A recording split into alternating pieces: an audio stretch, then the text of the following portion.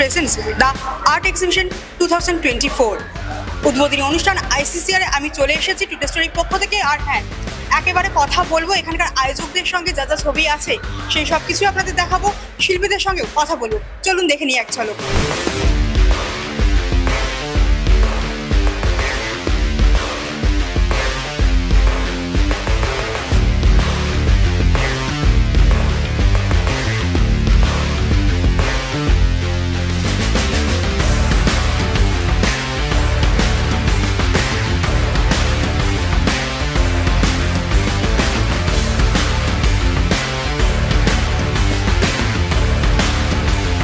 Colour কাস্টের exhibition tribute to she, আমি একটু ভাবনাটা একটু তুলে ধরতে বলবো দর্শকদের সামনে। দেখুন, ব্যাপারটা হচ্ছে কিছুদিন আগে কলকাতার বুকে একটা মর্মান্তিক ঘটনা ঘটেছে, সেটা আমরা জানি। অ্যাকচুয়ালি যে চলে গেছেন তাকে তো আমরা ফিরে পাবো না, কিন্তু আমরা কন্ট্রিবিউট করতে পারি। আর আর্ট হচ্ছে একটা এমন মিডিয়াম যেটা মানুষের মধ্যে একটা শুভবুদ্ধির উদয় করে, সেই কনসেপ্টটা সেখান থেকেই এসছে।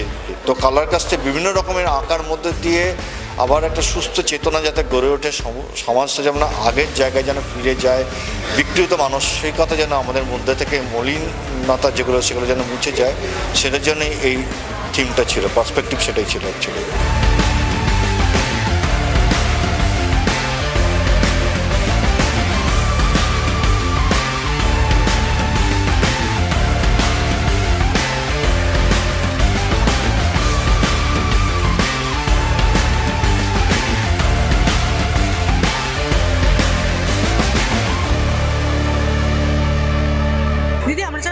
ভালোবাসি, ছোটবেলা থেকে শুনতে হয় যে এত একে কি করবো, ছবি কি বিক্রি হবে।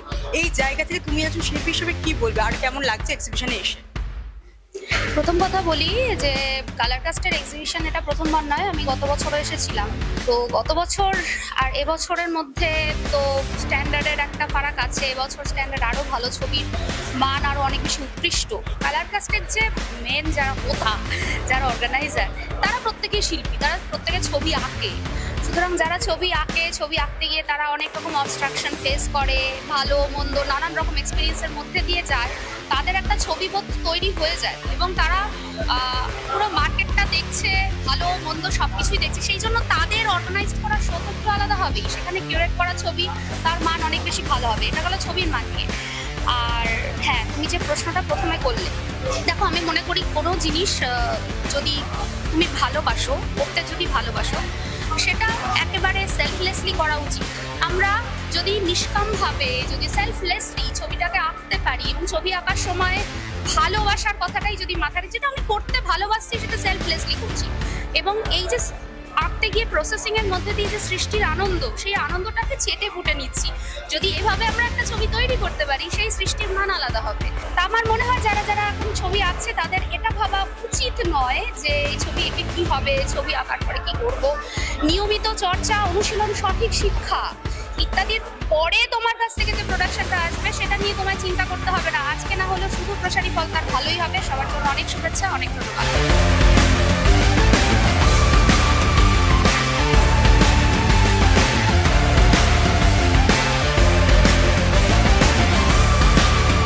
দাদা, এতগুলো ছবি, এত পার্টিসিপেন্ট, কেমন লাগছে? এখানে তোমার আঁকা ছবি রয়েছে, এক্সপিরিয়েন্স কেমন?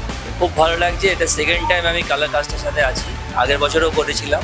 আর আমার কাজগুলো মেইনলি পেনের কাজ হিসাবেই জানে, পেনের কাজ হিসাবেই বলে দাদা পেনের কাজটাই দিও। একটা অবশ্য পেন্সিলে আছে, এই পেনের কাজগুলো করেছি, এই তিনটে কাজ। এমনি এর পরেও আমাদের কাজ আছে, বিভিন্ন ভ্যারাইটির কাজ দেখতে পেলাম, যে pen, oil, acrylic, water colour, নিচে ওয়াটার কালার রয়েছে, এবং কোয়ালিটি অফ ওয়ার্ক আগের বারের থেকে অনেক বেটার।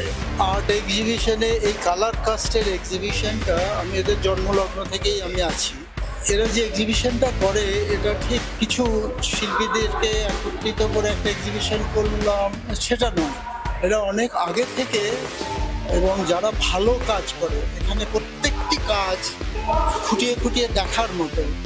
শুধু একটা কাজ করে দিয়ে দিলাম যে যা হয় এখানে হচ্ছে যেগুলো, তো সেই থেকে এই কালার কাস্টের এক্সিবিশন একেবারে আলাদা। আমি ওদেরকে খুব স্নেহ করি, মানে আমার সব কাজ ফেলে রেখে অন্তত এদের জন্য আমি আসি এখানে। এদেরকে ভালো লাগে, এরা পরিশ্রম করে, খুব খাটে।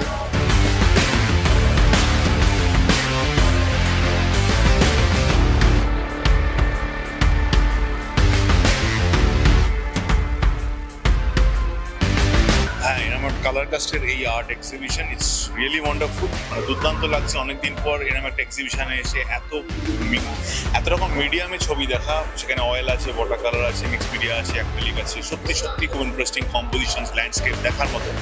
তো কলেজ দিনের কথা মনে পড়ছে এবং খুব নস্টালজিয়া লাগছে যে আমরা এভাবে এক্সিবিশন করতাম, এবং সেটা দেখে খুব ভালো লাগছে এবং ইন্সপায়ারিং লাগছে যে এত আর্টিস্ট, এত ইয়াং জেনারেশন এত সুন্দরভাবে নিজেদেরকে পোর্ট্রে করেছে, তাদের কাজ, তাদের আর্ট ফর্ম, তাদের শিল্প। এবং সেখানে দাঁড়িয়ে সবটাই দেখেছি, সব ছবি দেখেছি। সেখানে কিছু ছবি আমাকে মনে পার্সোনালি দাগ কেটেছে এবং আমাকে খুব ইন্সপায়ার করেছে এবং ভালোও লেগেছে। তার মধ্যে একটা আছে, ওখানে দেখেছিলাম একটা মেয়ে আছে যেটার সাথে একটা বাটারফ্লাই আছে, যেটা প্রজাপতি দিয়ে করা। এই কাজটা খুবই ভালো লেগেছে। কিছু ভালো ল্যান্ডস্কেপ লেগেছে আমার, ওয়াটার কালারে খুব ভালো লেগেছে কাজগুলো দেখে।